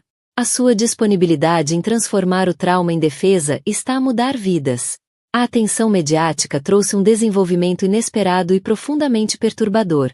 3 outras mulheres apresentaram-se com histórias de terem sido agredidas ou ameaçadas por Vivian Sterling em situações que demonstravam um padrão de violência que antecedia a relação dela com Harrison. Jennifer Walsh, ex-colega de quarto de Vivian na universidade, descreveu ter sido empurrada escada abaixo durante uma discussão sobre problemas amorosos. Sarah Kim, associada de negócios, relatou ter sido empurrada contra uma parede durante uma reunião em que discordou de uma estratégia de marketing de Vivian. Maria Gonzalez, empregada de mesa, contou ter sido esbofeteada por trazer o vinho errado durante um jantar de negócios. A detetive Santos reabriu as investigações sobre os 3 incidentes, descobrindo que cada mulher tinha inicialmente decidido não apresentar queixa devido às ligações familiares de Vivian e ao medo de que as denúncias não fossem levadas a sério pelas autoridades. O que vemos aqui é um padrão de violência que se estende por vários anos, explicou a detetive Santos à comunicação social. A senhora Sterling tem usado intimidação física e agressão para controlar situações sempre que não consegue impor a sua vontade. O caso da senhora Caldwell não é um incidente isolado, é o culminar de anos de comportamento violento em escalada. A equipa de defesa de Vivian percebeu que já não estava a defender um incidente isolado de má conduta, mas um padrão de comportamento criminoso que revelava um desprezo fundamental da cliente pela segurança e dignidade dos outros. Entretanto, Harrison descobria que o processo terapêutico recomendado pela doutora Shen o estava a obrigar a confrontar aspectos do seu caráter e comportamento que passará anos a evitar ou racionalizar. As sessões individuais já eram suficientemente difíceis, mas o programa de terapia de grupo revelava-se ainda mais desafiante, à medida que ouvia outros homens descreverem os padrões psicológicos que os tinham levado a trair e a abusar das famílias. Eu dizia a mim mesmo que o meu caso extraconjugal era sobre atração ou química, admitiu Harrison numa das sessões de grupo. Mas a doutora Shen ajudou-me a perceber que era, na verdade, sobre poder e controlo. A Vivian fazia-me sentir importante e bem-sucedido sem exigir de mim vulnerabilidade emocional ou crescimento. A doutora Shen acenou, encorajando-o a continuar a explorar aquela percepção. O que é que a Rebecca exigia de si que lhe parecia tão ameaçador? Ela queria que eu estivesse presente, disse Harrison, a voz carregada de reconhecimento. Não apenas fisicamente presente, mas emocionalmente disponível. Queria saber o que eu pensava e sentia. Queria que eu partilhasse o entusiasmo pela bebé, que me envolvesse no planeamento do nosso futuro juntos. Ela queria intimidade, e eu estava aterrorizado com esse nível de ligação. As sessões de grupo também ajudaram Harrison a compreender como a sua indisponibilidade emocional criará vulnerabilidade no casamento, que alguém como Vivian soubera explorar. Eu fiz a Rebecca competir pela minha atenção e afeto, reconheceu noutra sessão. Neguei-lhe intimidade emocional como forma de manter controlo, e quando ela tentava mais para se ligar a mim, eu punia-a afastando-me ainda mais. Criei as condições exatas que tornaram o meu caso possível. Rebecca, ainda em repouso absoluto mas fora de perigo imediato, aproveitou o tempo de recuperação para se tornar porta-voz informal das grávidas vítimas de violência doméstica. O seu quarto de hospital transformará-se em ponto de encontro para grupos de defesa, especialistas jurídicos e outras sobreviventes que encontravam força na sua disponibilidade em falar publicamente sobre a experiência. Eu nunca quis ser uma figura pública, disse Rebecca a uma jornalista da revista Women's Health, numa entrevista que seria publicada na edição seguinte. Mas percebi que a minha história podia ajudar outras mulheres a. Isto tudo é uma caça às bruxas, orquestrada por uma mulher amarga e manipuladora que não conseguiu satisfazer o marido, disse Vivian à multidão de jornalistas e ativistas. Eu é que sou a verdadeira vítima aqui. Estou a ser perseguida porque tive a coragem de dar ao Harrison o tipo de relação sofisticada que ele merecia. A declaração foi transmitida em todos os canais de notícias do estado. A opinião pública, que já tinha virado decisivamente contra Vivian, tornou-se ainda mais hostil. Até o próprio pai, Charles Sterling, emitiu um comunicado público a distanciar-se do comportamento da filha e a anunciar que ela já não teria acesso aos recursos financeiros da família para sua defesa legal. As ações da minha filha são indefensáveis, disse Charles Sterling num comunicado preparado.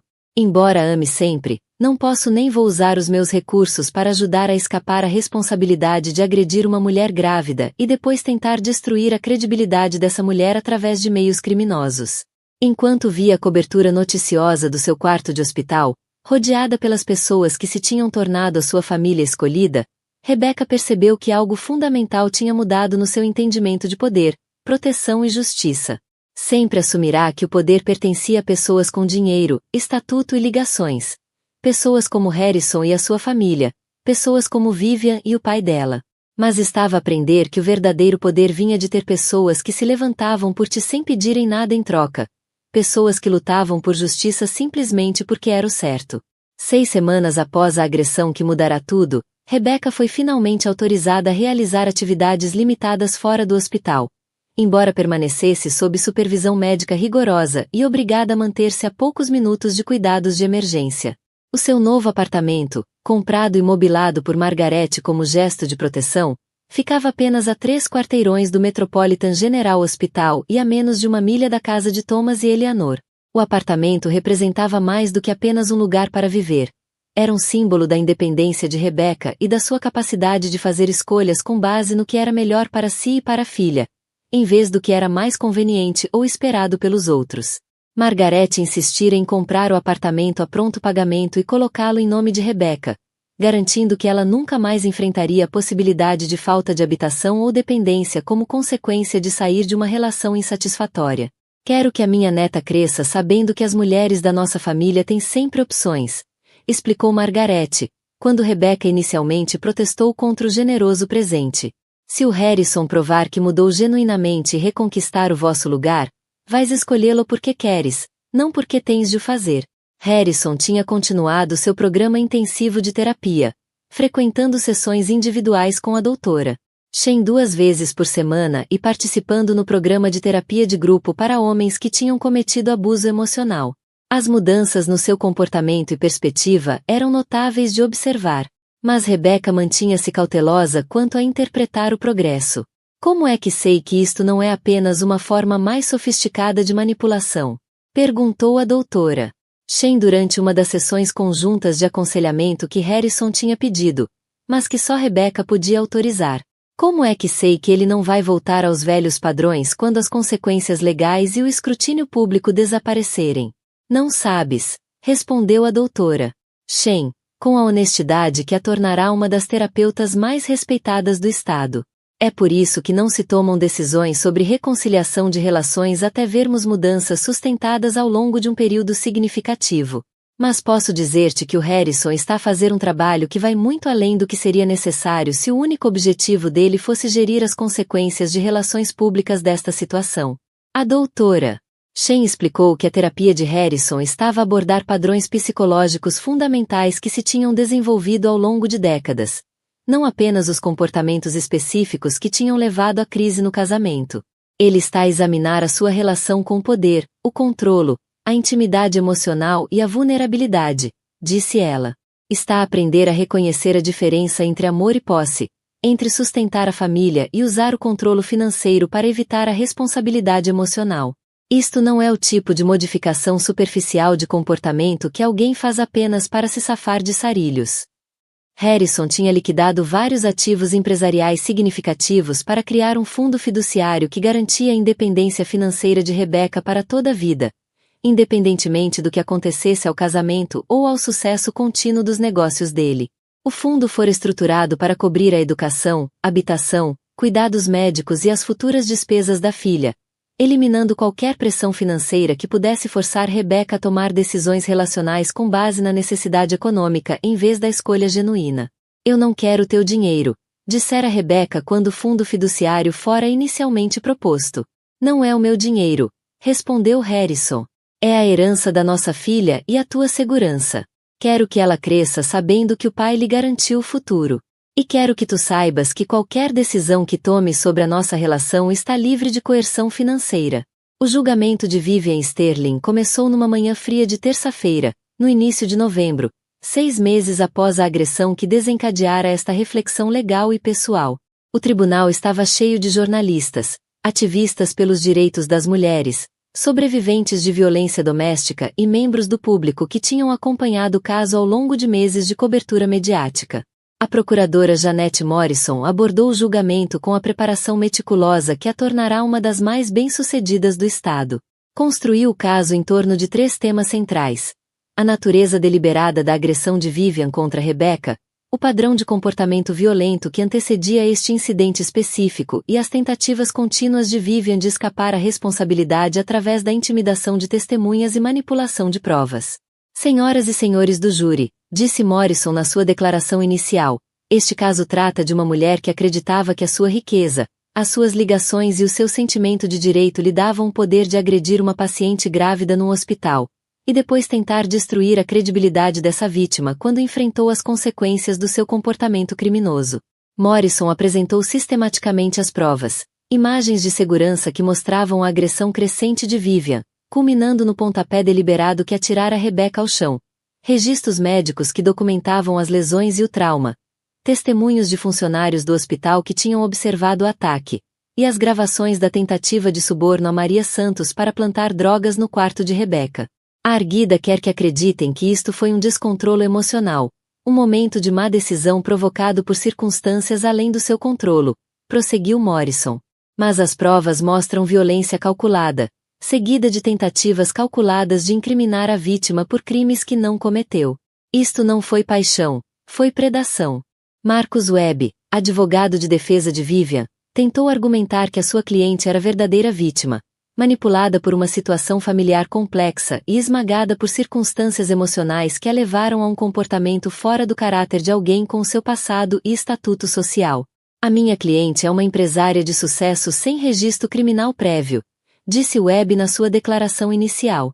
Envolveu-se numa situação que saiu do controlo, e as suas ações, embora lamentáveis, foram resultado de angústia emocional e não de intenção criminosa. Mas a estratégia de defesa colapsou quando a acusação apresentou os testemunhos de Jennifer Walsh, Sarah Kim e Maria Gonzalez, as 3 mulheres que se tinham apresentado com relatos de incidentes violentos anteriores envolvendo Vivian. Os seus testemunhos estabeleceram um padrão de comportamento que demonstrava a disposição de Vivian em recorrer à violência física sempre que enfrentava resistência ou discordância. Quando Rebecca testemunhou, a sua dignidade silenciosa e o relato claro dos acontecimentos destruíram qualquer simpatia que o júri pudesse ter sentido por Vivian.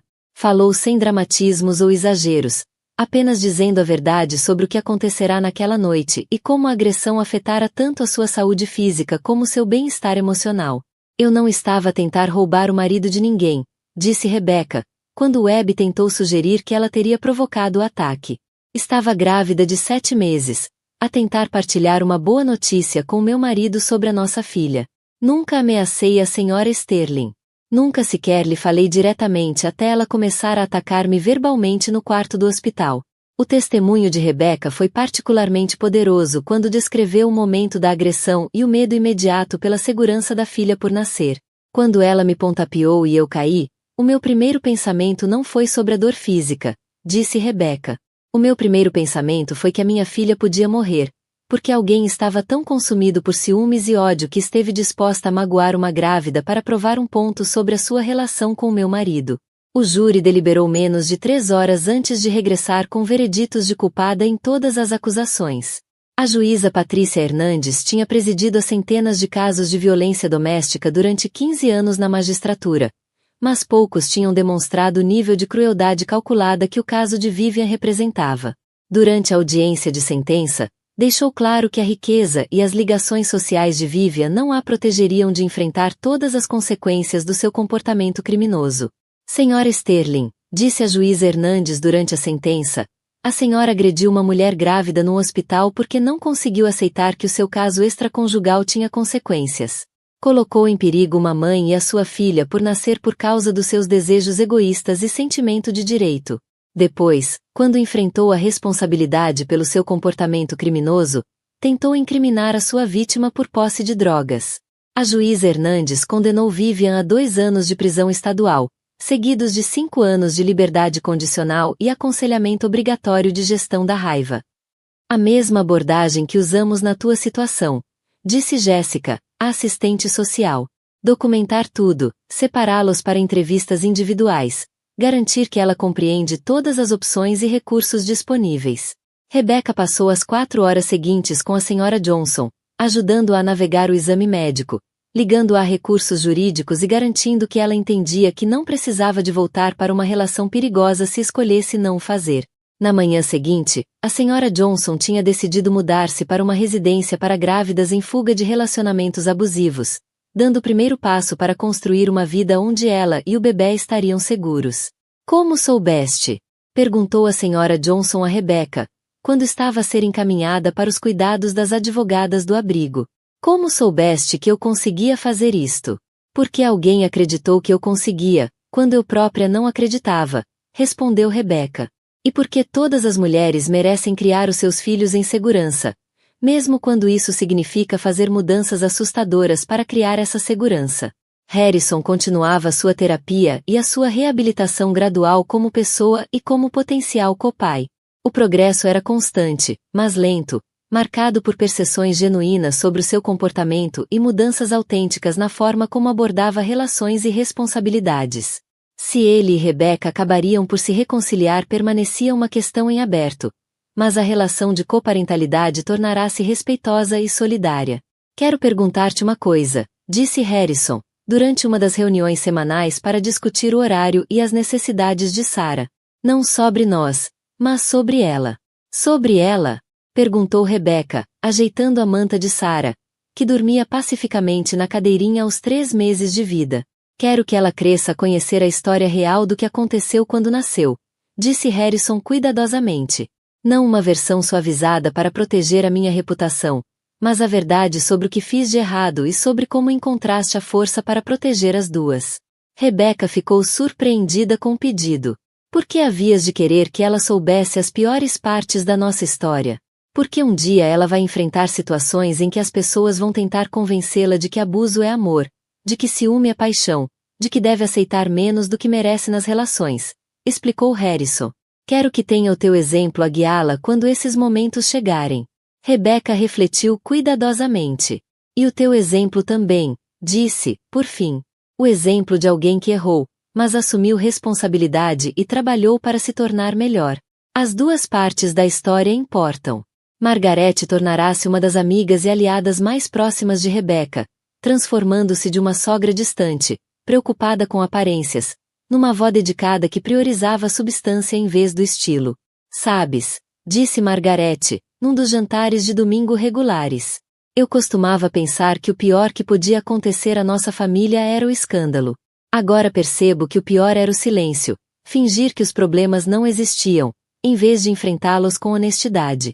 Eleanor, sempre advogada das causas, continuava a usar a história de Rebecca nos seus discursos sobre prevenção da violência doméstica e no trabalho para aprovar o Rebecca Act.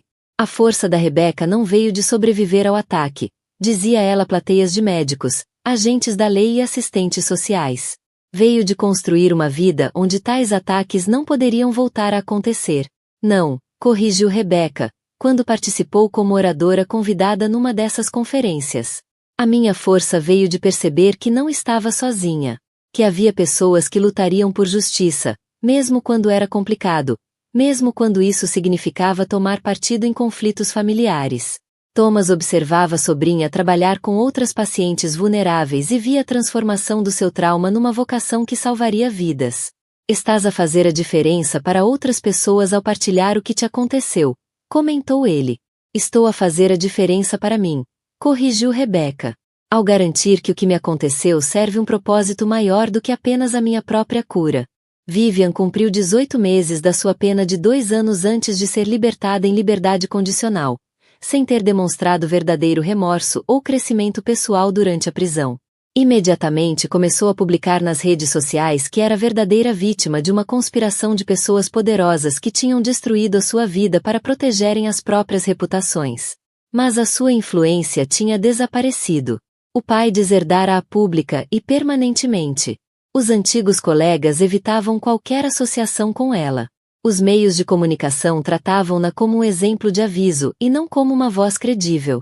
Mais importante ainda, as tentativas de regressar à vida de Harrison e Rebecca foram bloqueadas por ordens de restrição em vigor e por um sistema judicial que tinha demonstrado a sua disposição em responsabilizá-la.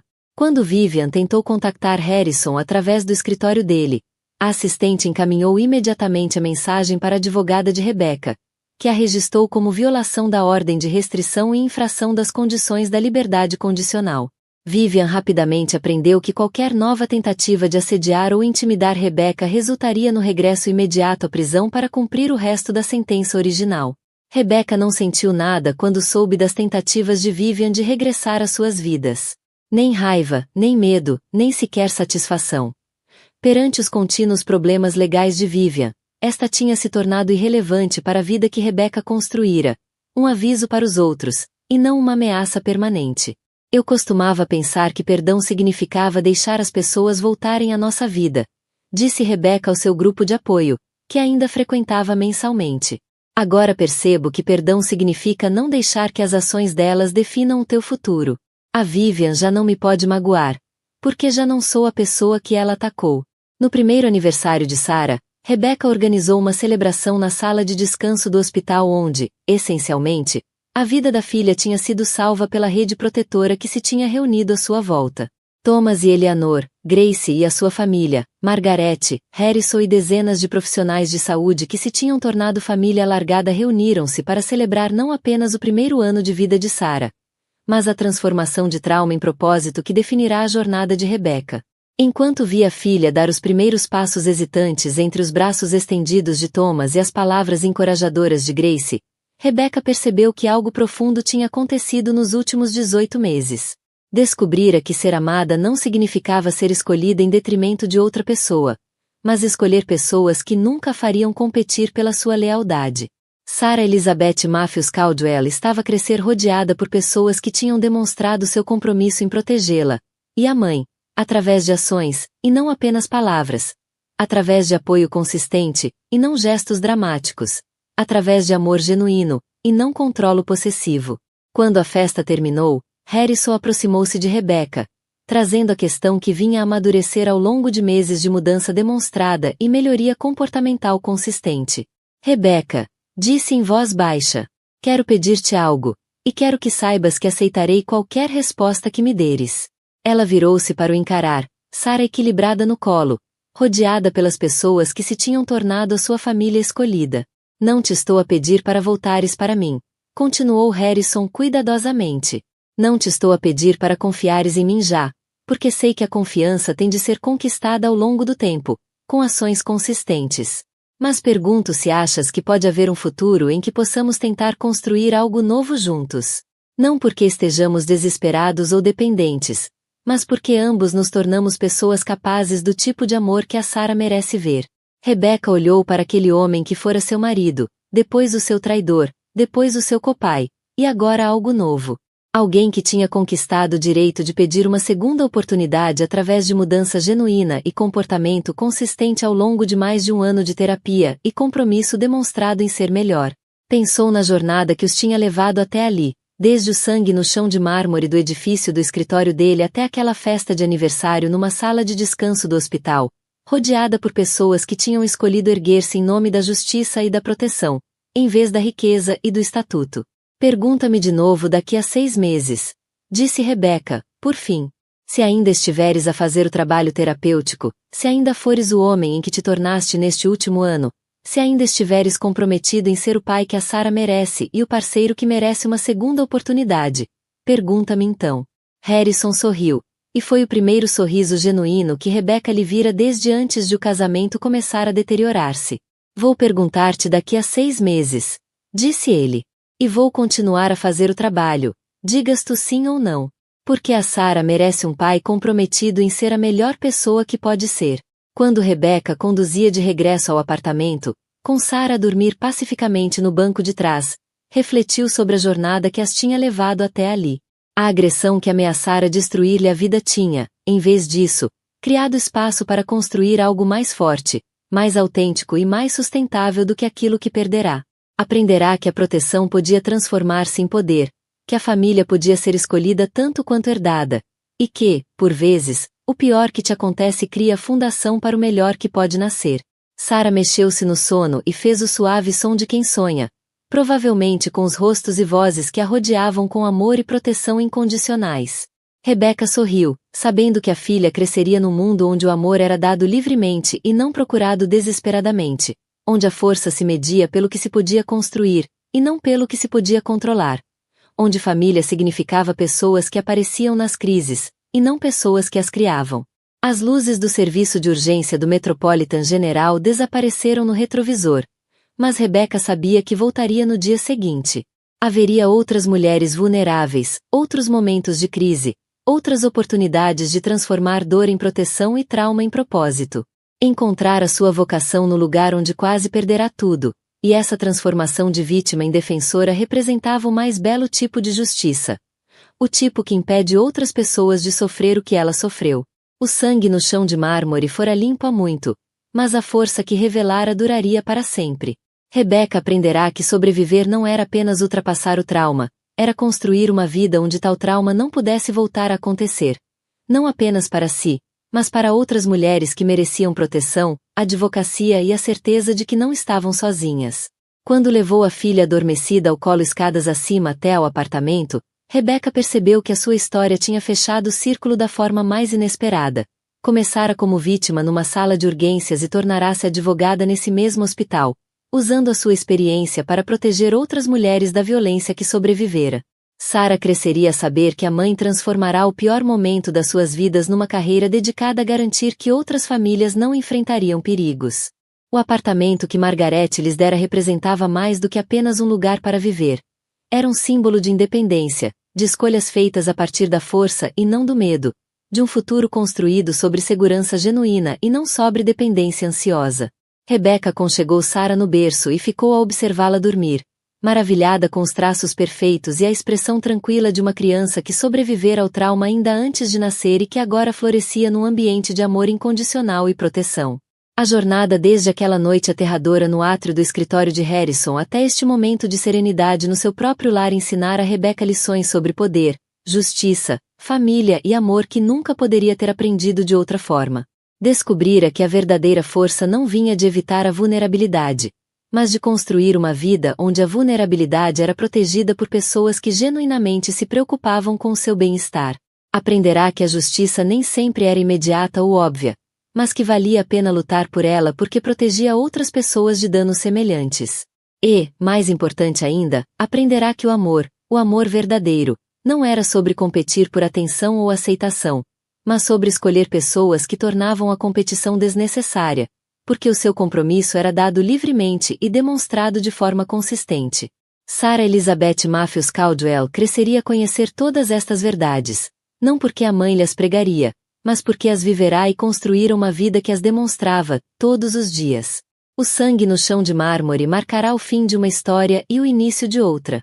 O casamento de Rebeca com Harrison poderia ou não ser reconstruído, mas o seu compromisso de proteger outras mulheres vulneráveis era permanente. Assim como a sua determinação de criar a filha num ambiente onde o amor fosse abundante, a proteção fosse fiável e a força fosse medida pelo serviço aos outros, e não pela dominação sobre eles. Quando finalmente se deitou na sua própria cama, no seu próprio apartamento, rodeada pela segurança que vinha da independência genuína e de relações autênticas, Rebeca percebeu que alcançara algo que nunca pensara ser possível durante aquelas horas aterradoras em que o seu casamento estava a ruir e a sua gravidez estava em risco. Tinha encontrado paz. Não a paz frágil de quem evita conflitos, mas a paz profunda de quem enfrentou o pior e descobriu que era suficientemente forte não apenas para sobreviver, mas para transformar a sobrevivência em propósito, o trauma em advocacia e a dor pessoal em proteção para outras pessoas. O serviço de urgência do Metropolitan General abriria as portas no dia seguinte a novos pacientes, novas crises e novas oportunidades para Rebecca usar a sua experiência e ajudar outras mulheres a navegar no cruzamento entre vulnerabilidade médica e violência doméstica. E Rebecca estaria lá, não como vítima em busca de ajuda, mas como defensora a oferecê-la, completando a transformação de alguém que precisava de proteção para alguém que a proporcionava. Essa transformação, de vulnerabilidade para força, de isolamento para comunidade, de vítima para defensora, representava o tipo mais profundo de cura possível.